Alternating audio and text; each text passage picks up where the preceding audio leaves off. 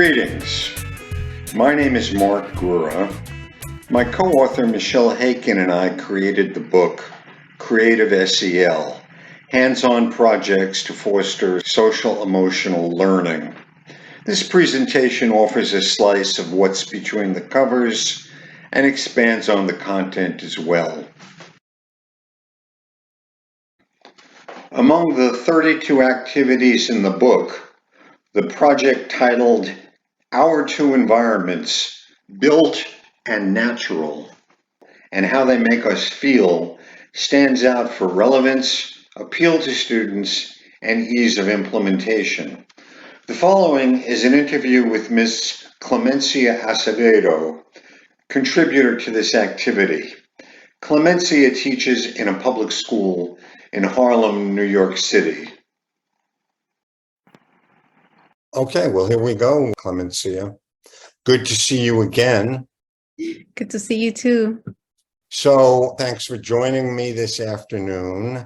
I'm really looking forward to this conversation. We're going to talk about the book that was recently published, Creative SEL, using hands-on projects to boost social emotional learning. And we're going to talk about your contribution to the book in particular, something I appreciate much.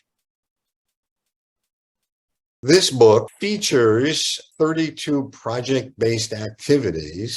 And who created the activities? Well, myself and my co-author, we did roughly half of those activities.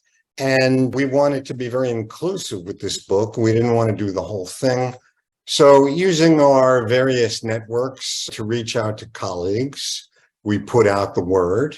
And from my end of things, I got lucky, and Clemencia Acevedo, who I'm chatting with now, took the invitation. And you, Clemencia, are one of 14 contributors besides Michelle and myself. And of course, the book features these 32 project-based activities, but we also give just enough background information to explain why project-based learning and student creativity directed at SEL, we believe it would be a very effective way to teach that. And the book also has some resources for teachers and more. The book was published by ISTE, and I'm going to provide a link there.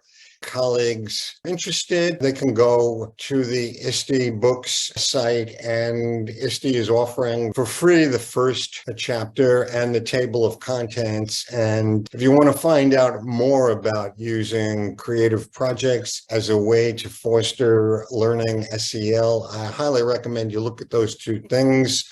The book was released April of 23, and we're quite proud of it.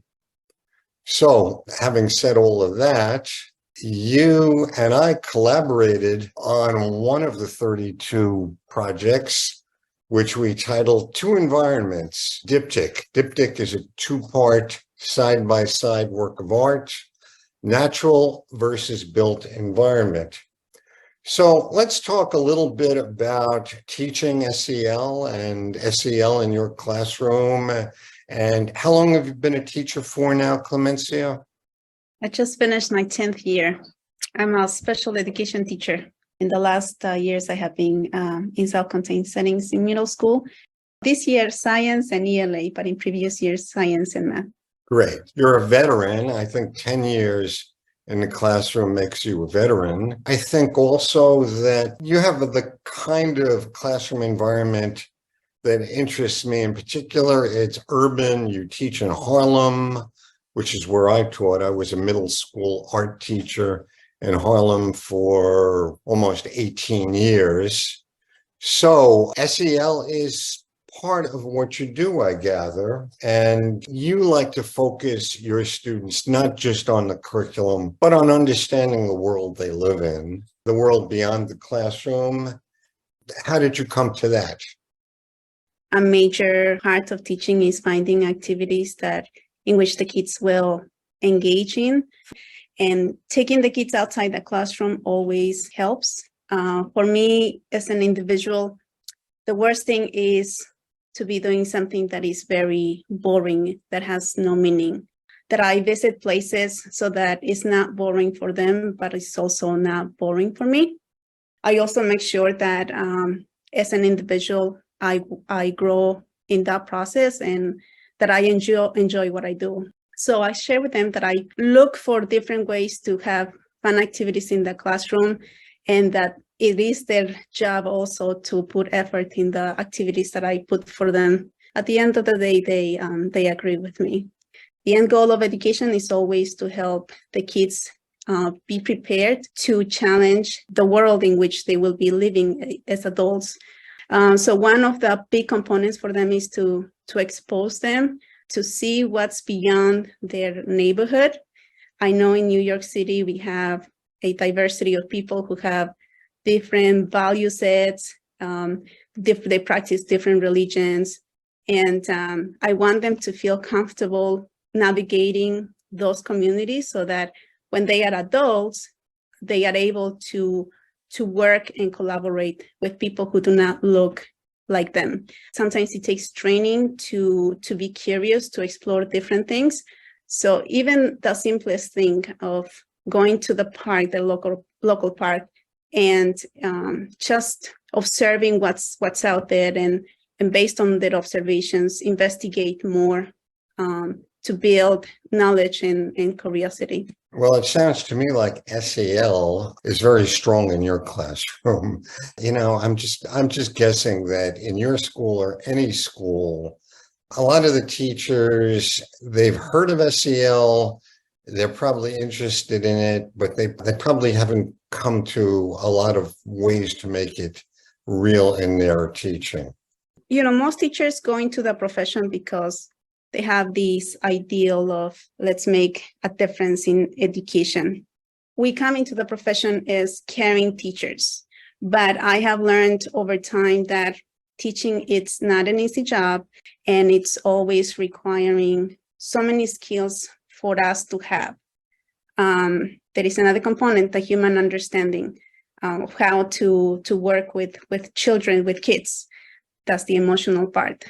So for me to keep a dynamic classroom, I'm always looking for ways to grow as a person. I try to make my teaching interesting. Over the years, I have been learning to learn from the kids and tap on their interests. So through that process, I tend to guide them on focusing on specific things when we are outdoors. You said quite a bit there, but I think one of the takeaways I would take from that is that you've discovered that SEL equals engagement. You're gravitating towards what I'll call SEL-rich activities because they're engaging. The kids find it interesting and enjoyable, and they finish what you set before them. They make their own discoveries. It's satisfying for them. It's their personal growth. What this slide is showing is a kind of illustration, a mock of a student project. And on one side, there's flowers and plants. And on the other side, there are things from the man-made world, from the built environment. So there's a mailbox, there's a stop sign, there's the side of a building. And so when we talked about projects that you'd like to contribute to the book, you impressed on me how you like to take kids out of the school into nature, have them look around the neighborhood for nature, and have them focus on how they feel about nature, and kind of contrast that to how they feel about the built environment. And so I thought that was a good basis for a project. And what about this notion of you're wanting them to understand nature and how it makes them feel and how it impacts their life, as opposed to the built environment? Clearly, if they're in Harlem, they're surrounded by buildings and man-made stuff all the time. Yeah, sometimes, even as adults, we're not guided to to feel in touch with nature, to just sometimes black out everything and just concentrate on being present. So in the past, I attended some workshops where we did mindfulness outdoors, let's say at a park, and we would just, go silent, close our eyes and just feel nature, feel the sound of what's moving, the sound of birds or whatever comes to our ears, but just forget everything. So whenever I take my students, I tell them as well, okay, so we are here and let's take a moment to just relax and feel the air and listen to what you hear. And it's a way of distressing. And even sometimes when I have conversations with them in class, I say sometimes when we are too stressed because something happened, if you don't manage it, it's going to stay in you. So I say to them, you have to find alternatives to let that stress go. And I share the things that I do. I tell them, sometimes I go to the park and I go running or just take a moment to just be in touch with nature. So I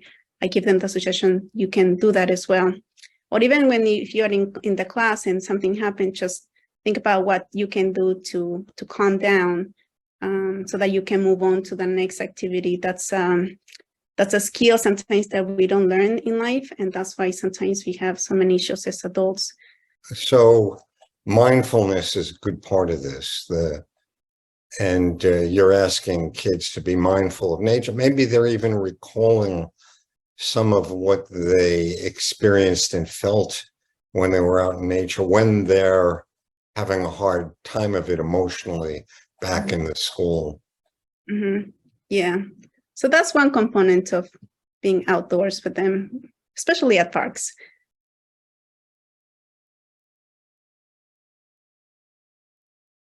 One of the things that interests me is when I'm looking at some of these beautiful photos you take. As far as I know, you've been a teacher in the inner city for 10 years, and you're a specialist in language and special ed, but you're not an art teacher. Mm-hmm. Correct me if I'm wrong. I don't think you've had any specific art training or art education training, have you? Yeah. Mm-mm. And I find this to be you're being brave. Many teachers will not touch art because they're afraid of it, because they don't have any expertise to bring to it. But you make art part of your teaching. Mm-hmm. And I guess you've been doing that for some time now, huh? Yeah, many things make us good teachers. But part of it is, where we come from, what experiences we have. So I have 3 things that have prepared me to what I do and how I incorporate art components into my teaching nowadays. So number one, I went to Fordham University, which also helped me understand that teaching is a form of science and art, meaning that in teaching, you always put different practices, you evaluate them and you improve them as time goes by. So that's the artistic part, where it's a craft and you work at it to make it better. I'd like to circle back to that, how you brought your own personal growth as a creator into your classroom. But before I forget, you do something that I admire very much. And by that, I mean, as an art teacher, I was a middle school art teacher for many years. And one thing I remember very strongly is that kids are very hard on themselves, unless you're talking about very young children. Kids who are like upper elementary, middle school, and beyond, they're very self-critical. They look at the art they make and it doesn't measure up to what they think is acceptably professional, or it's very frustrating to them. They want to give up. They don't have a great experience of it. And so, what you've described to me in some of our conversations is what I will call craft hacks, art hacks. You were telling me that Yeah, perhaps your students have a hard time drawing flowers. So you took them to the park and you had them bring some iPads and use the iPads as cameras. So they captured the flowers that way. And then you brought their pictures back into the classroom. And one of the things I admire that teachers can do is they can show kids how to take their photos and trace the photos among many other techniques, and that way have what looks to them like a really nice original drawing, or make collages. The two environments diptych is a collaging project. So even in the absence of highly evolved skills, kids can make nice art so that they can focus on the subject matter. Again, we were talking about nature for inner city kids. So I really like the fact that you figured out ways to make the art happen for them, even though you're not an art teacher. No, actually, yeah, you're right. But I think that component of having them create art was out of a need. Like I said before, if the kids find your lessons boring, they will not engage. So I always thought, okay, what are some things where the kids can engage, and having them draw, expand their whatever activities that they are doing into that incorporate art always helps.